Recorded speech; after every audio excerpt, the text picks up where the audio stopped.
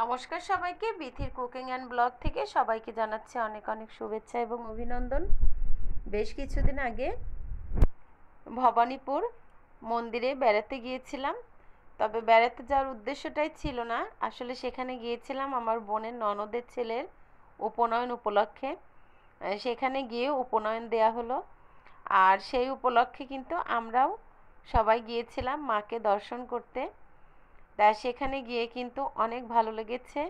এই যে অলরেডি কিন্তু উপনয়নের কাজ এখানে শুরু হয়ে গেছে। তবে দিনটা ছিল ভীষণ বৃষ্টি ভরা, বৃষ্টির মধ্যেই আমরা ওখানে গিয়েছি। আর বৃষ্টি মাথায় নিয়েই কিন্তু আমরা ওখানে সব মন্দির ঘুরেছি, পূজা দিয়েছি এবং উপনয়নটাও কিন্তু মন্দিরের মধ্যেই এক পাশে জায়গা করা ছিল, সেই জায়গাতেই উপনয়ন দেয়, সেখানেই উপনয়ন হয়েছে। আমার বোনের ননদের ছেলে ছাড়াও ওখানে আরও একজন উপনয়ন নিতে এসেছিল। এরকম নাকি প্রায়ই আসে, মুখে ভাত, তারপরে উপনয়ন, বিয়ে, এরকম প্রায় দিনই লেগে থাকে। তা ভবানীপুর মন্দিরটা কিন্তু ঘুরে আমার খুবই ভালো লেগেছে। যদিও অনেক ভিডিও আমার ফোন থেকে ডিলিট হয়ে গেছে, তবুও যতটুকু গুছিয়ে পেলাম ভাবলাম যে আমার ইউটিউবে এভাবে রেখে দেই, কারণ যারাই দেখবে তাদের ভালো লাগবে হয়তো। আর এরকম উপনয়ন সাধারণত কিন্তু দেখা যায় না, তবে ব্রাহ্মণদের মধ্যে কিন্তু উপনয়নটা দিতেই হয়। আর আমরা যেহেতু ব্রাহ্মণ, আমাদের কিন্তু ছেলেদের উপনয়ন ছাড়া চলে না। তা এই জন্য কিন্তু উপনয়নটা এখানে হচ্ছে। উপনয়নের কাজও অলরেডি অনেকক্ষণ আগের থেকেই শুরু হয়ে গেছে। এর মধ্যে আমরা কিন্তু ওখানে গিয়ে স্নান করলাম। ওখানে শিবগঙ্গা পুকুর আছে, সেই পুকুরে সবাই মিলে স্নান করে তারপরে মা ভবানীর ওখানে পূজা দিলাম। আর ভবানী মায়ের ওখানে পূজা দিতে কিন্তু পাশেই আছে সন্দেশের দোকান, মন্দিরের মধ্যেই বলা চলে, ঢুকতেই হাতের বাম সাইডে সেখানে সন্দেশ তৈরি করে। তা সেখান থেকেই কিন্তু আমরা সন্দেশ কিনে মা ভবানীকে পূজা দিয়েছি। আর এছাড়াও আমার সবচেয়ে যেটা ভালো লেগেছে, এতটা শিব মন্দির আছে, বেশ কয়েকটা শিব মন্দির দেখে আমার তো একদম শিব ঠাকুরের নতুন করে আবার প্রেমে পড়ে গিয়েছিলাম। এত ভালো লেগেছে যে কি আর বলবো। বৃষ্টি মাথায় নিয়েও কিন্তু আমি সব শিব ঠাকুরকে জল দেওয়ার চেষ্টা করেছি, জানি না কতটুকু করতে পেরেছি। তবে আমি জল, দুধ, ধূপশলা ঠাকুরকে দেখিয়েছি এবং আমার খুব ভালোও লেগেছে। আর ভবানীপুরের এই জায়গাটা কিন্তু অনেক বড়, বেশ খানিক জায়গা জুড়ে দেখলাম গাছগাছালি এবং পুরানা বিল্ডিং।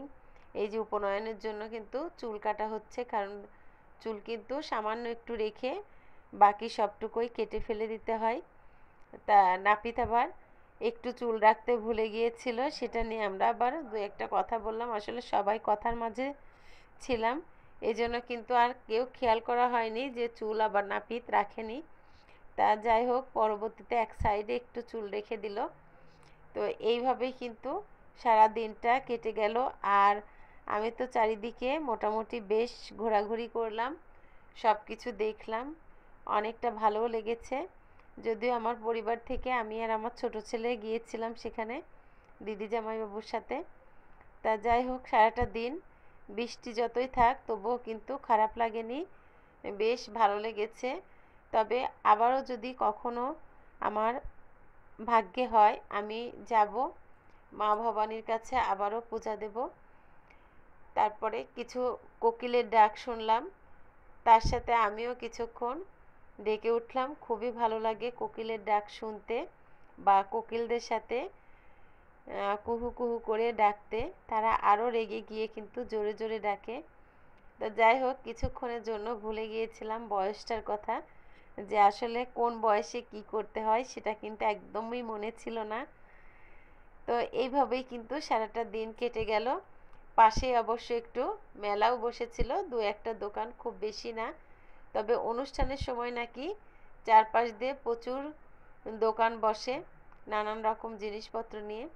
তা আমরা দু একটা দোকানই ঘুরলাম। আমি আবার ছোট ছোট দু একটা পূজার জিনিস কিনলাম। যদিও আমাদের এদিকে পূজার জিনিস সবসময়ই পাওয়া যায় শহর বাজারে, তাছাড়াও আমাদের অনুকূলের আশ্রমে যখন অনুষ্ঠান হয় সেখানে তো প্রচুর জিনিস ওঠে। তারপরেও যেহেতু মা ভবানীর ওখানে গিয়েছি, আমার মার মুখে শুনি যে যেখানে যাওয়া যায় আসলে সেখান থেকে নাকি কিছু একটা কিনে আনতে হয়। তাই এই জন্য কিন্তু আমরাও ওখানে গিয়ে দু একটা যা দোকান ছিল সেই দোকানের মধ্যে থেকেই দু একটা জিনিস বেছে কিনে নিলাম। তা সব মিলেমিশে মোটামুটি খারাপ লাগেনি। সারাটা দিন বেশ হই হই করেই কেটে গেছে।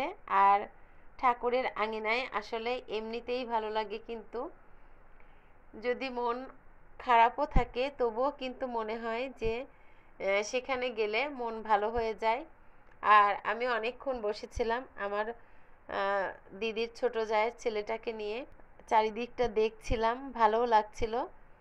কিন্তু তারপরেও হয়তো আরও একটু ঘুরতে পারতাম, তবে সারাটা দিন যতটা বৃষ্টি মাথায় করে চারিদিকে ঘুরেছি, মন্দিরে পূজা দিয়েছি, তারপরে আর ভাবলাম যে এরপরে যদি বৃষ্টিতে আরও ভিজি তাহলে হয়তো ঠান্ডা লেগে যাবে। আর তারপর পুকুরে স্নান করেছি, সেটাও একটা কথা। তবুও পরে এসে দেখি সেভাবে কিন্তু ঠান্ডা ঠান্ডা কোনো কিছুই লাগেনি। আসলে সবই মায়ের মহিমা। মায়ের নামে কিছু করলে তখন কিন্তু আর শরীরে কোনো অসুখ বিসুখ হয় না। তা একটা বিয়েও দেখলাম, সে বিয়েটাও দেখলাম মায়ের মন্দিরে, সিঁদুর পরিয়ে বিয়ে দিয়ে দিল। এই তো আমিও তাদেরকে দেখলাম, তাদের একটু ভিডিও করলাম। সব মিলেমিশে এক কথায় অসাধারণ লেগেছিল। সারাটা দিন খুবই ভালো ছিলাম। আর এর মধ্যে উপনয়নের কাজও কিন্তু মোটামুটি শেষ হয়ে গেল। তারপরে আমরা সবাই মিলে প্রসাদ খেয়েছি মা ভবানেরই। তবে ওখানের সিস্টেম কিন্তু একটু অন্যরকম। যারা যাবে তারা ওখানে সব জিনিসপত্র কিনে নিয়ে যাবে, তাদের কাছে সকাল সকাল যদি সেটা পৌঁছে দেওয়া যায় তাহলে তারা ভোগটা তৈরি করে তাদের হাতে দিয়ে দেয়। আর কত টাকার ভোগ দিলাম বা কত বাজার করলাম তার বাবদ তারা একটা পারিশ্রমিক ধরে, সেই পারিশ্রমিকটা দিয়ে দিতে হয়। এভাবেই কিন্তু ওখানে ভোগের সিস্টেম। আর মায়ের কাছে শুধু সন্দেশটাই ভোগ দেওয়া হয়। তবে আমি আবার আমার ছেলের জন্য ওখানে ভোগের টাকা দিলাম, তবে সেদিন আর সেই ভোগটা কিন্তু হয়নি।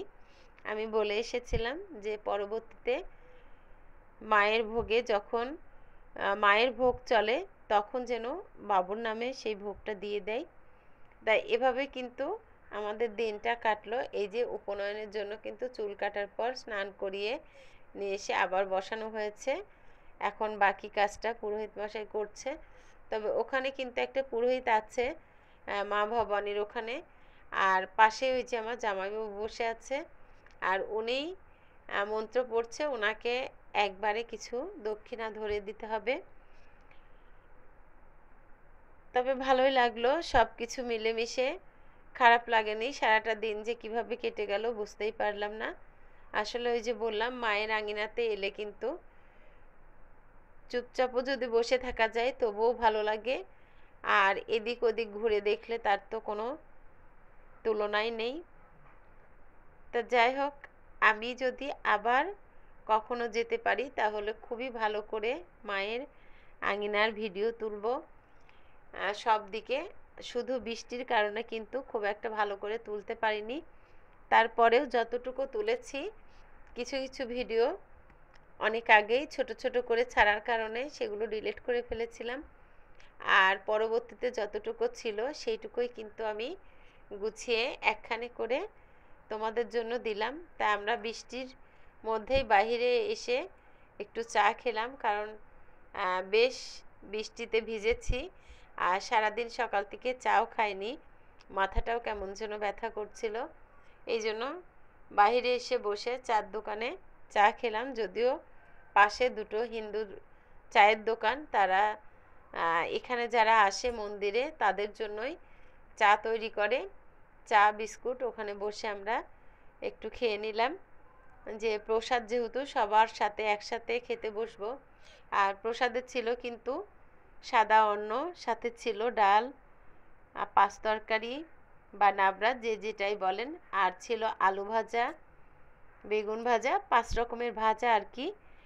টক ছিল, পায়েস ছিল, লুচি ছিল, এই তো এরকম কিন্তু বেশ কয়েক পদের রান্না ছিল। আর প্রসাদের কথা আসলে বলাই যাবে না, এতটা স্বাদ হয়েছিল প্রসাদের। যে কোনো সময় যে কোনো মন্দিরের প্রসাদই কিন্তু আসলে খেতে ভালো লাগে। তারপরেও এখানকার এই প্রসাদটা খেয়ে আমি সত্যি খুবই খুশি হয়েছি যে এতটা স্বাদের প্রসাদ। আমার খুব ভালো লেগেছিল প্রসাদটা খেতে। তা সবাই মিলে প্রসাদ খেলাম। আর সবচেয়ে আরও বড় একটা যে জিনিসটা আমার ওখানে ভালো লেগেছিল, ওখানে কিন্তু দেখলাম বেশ কয়েকটা কুকুর আছে যারা মায়ের প্রসাদ খেয়ে বা ওখানকার ফল টল যে যা বাঁচিয়ে ফেলে দেয় সেগুলোই কিন্তু তারা খেয়ে থাকে। তা আমরাও কিন্তু প্রসাদ খেতে গিয়ে ওদেরকে দিলাম, এবং কি সুন্দর করে যে আসলে প্রসাদ তারা খেয়ে নিল, আমি নিজেই অবাক হয়ে গেছি। যে আসলে শুনি যে কুকুর নাকি মাংসাশী, তারা নিরামিষ খায় না বা নিরামিষ ডাল তরকারি দিয়ে ভাত খায় না। কিন্তু এখানকার সেই কুকুরগুলো যে এত সুন্দরভাবে, এবং তারা কিন্তু বেশ স্বাস্থ্যবান, দেখেও ভালো লাগছে। 7-8টা কুকুর বৃষ্টির মধ্যে নাট মন্দিরে এসে শুয়ে আছে, এবং যারা প্রসাদ খেয়ে কিছুটা করে নষ্ট করছে বা ফেলে দিয়ে যাচ্ছে, তখন কিন্তু তারা সেইগুলো খেয়ে নিচ্ছে। তবে আমরা কিন্তু ইচ্ছা করেই ওদেরকে খেতে দিয়েছিলাম, আর ওরাও কিন্তু সেটা খেলো। খুব ভালোও লেগেছে এই দৃশ্যগুলো দেখতে। আসলে অনেক দৃশ্যই বললাম তো যে আমি আপনাদের সামনে দেখাতে পারলাম না, তবে যতটুকু আমার ভালো লেগেছে ততটুকুই কিন্তু আপনাদের কাছে প্রকাশ করলাম। যে কিছু কিছু জিনিস আসলে ভাষায় প্রকাশ করা যায় না, তারপরেও যতটুকু বলতে পারলাম। সব মিলেমিশে অনেকটা ভালো লেগেছে। তবে ভগবান রাখলে আমি আবারও মা ভবানীর কাছে যাব, পূজা দেব। আর এটা কিন্তু 51 পিঠের এক পিঠ। এখানে কিন্তু মায়ের এক অংশ পড়েছিল, অনেক কাহিনীও আছে। যাই হোক, আমি কিন্তু এখন এত কিছু আসলে জানিও না, বলতেও পারলাম না।